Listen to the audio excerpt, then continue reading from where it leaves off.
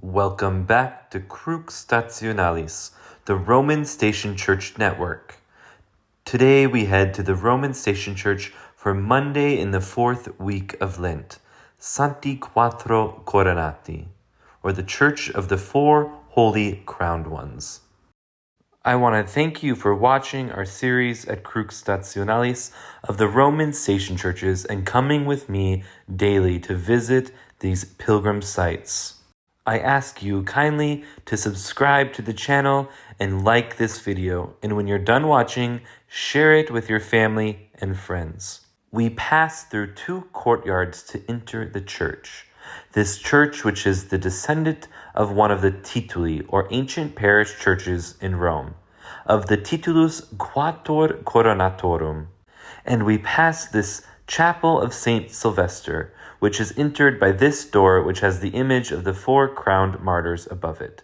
This chapel is famous for its fresco cycle painted around the year 1246, which depicts the legend of Pope Sylvester I and Emperor Constantine, including the baptism of the emperor and a depiction of the donation of Emperor Constantine. And now we enter the 2nd courtyard. Originally, the nave had extended all the way to this door. The church was burned to the ground in the Norman sack of Rome in the year 1084, and instead of rebuilding the original basilica to scale, Pope Paschal II built a smaller basilica with 2 courtyards, one in front of the other, the first corresponding to the original 9th century courtyard, while the second was seated over the initial part of the nave.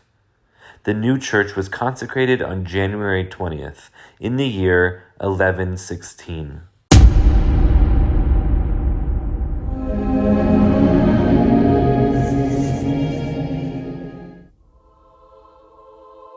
Augustinian nuns have been in possession of the basilica since the year 1560. So this is one of the few places where you can come and listen to the divine office chanted in Rome. Within the fortress-like Basilica of Santi Quattro Coronati complex is an early 13th century cloister that is possibly the earliest structure in Rome in the Cosmatesque style, which is characterized by the use of small marble tesserae set in patterns to form colorful mosaics. The convent and cloister, together with the basilica and adjoining cardinal's palace, constitute one of the most complete medieval ecclesiastical complexes surviving in Rome. Between the years 1912 and 1914, the local superintendent for monuments, Antonio Munoz, restored the cloister in such an exemplary manner that it stands as a milestone in the history of Italian restoration practice.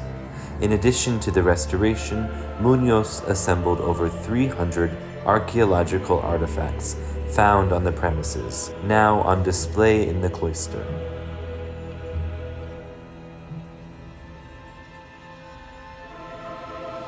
During the Roman Station Church liturgy, we enter the cloister as we chant the Litany of the Saints.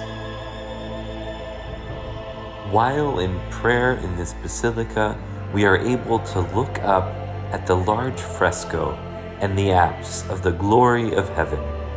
The Trinity, Father, Son, and Holy Spirit, sit at the top, worshipped in the first instance by Our Lady and St. John the Baptist. Then they are surrounded by a host of angels, and below is a large crowd of saints, many of whom are identifiable by the symbols they possess.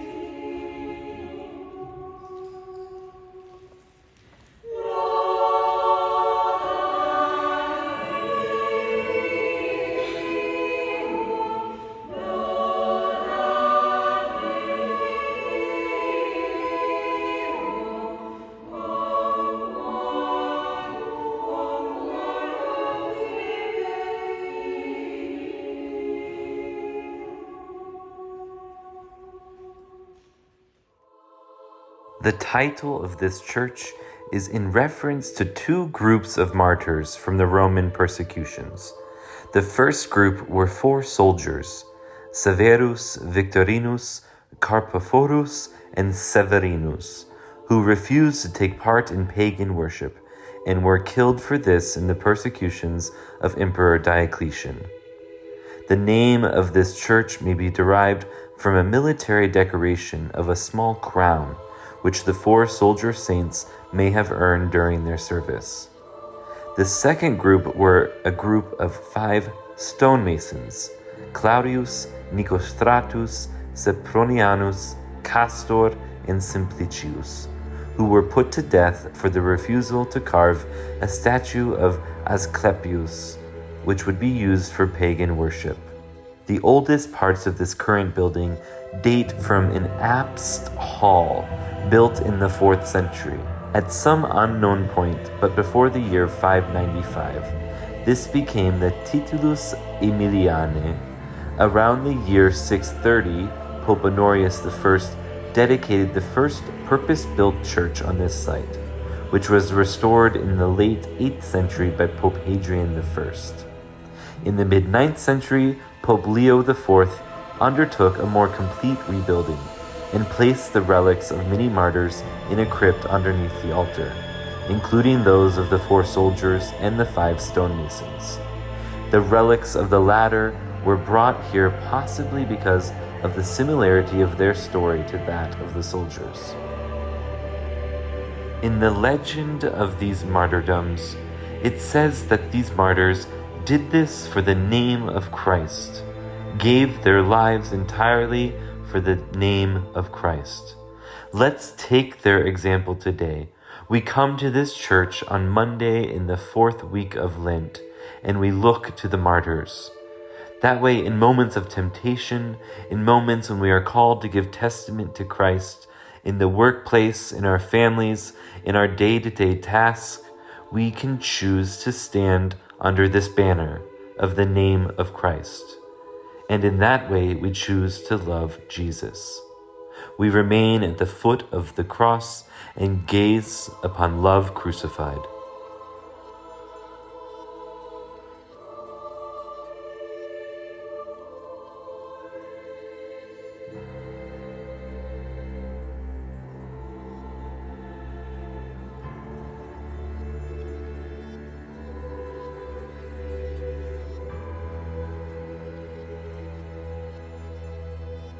Thank you for joining us at Crux Stationalis, the Roman Station Church Network. We'll see you tomorrow.